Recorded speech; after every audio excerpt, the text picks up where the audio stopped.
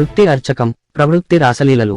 ఓ ప్రముఖ పుణ్యక్షేత్రంలో ఉప ప్రధాన పూజారిగా పనిచేస్తున్న పూజారి సమస్యలు పరిష్కరిస్తానని మహిళలని టార్గెట్గా చేసుకుని రాసలీలలు సాగిస్తున్న వ్యవహారం ఇది.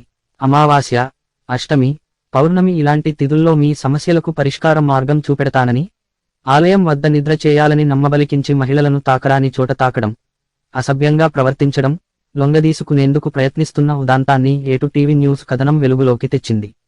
హత్నూర మండలం మాధవరం గ్రామంలో వెలసిన పుణ్యక్షేత్రమైన దత్తాచల క్షేత్రం పేరిట దత్తాత్రేయ స్వామి గుడి ఉంది.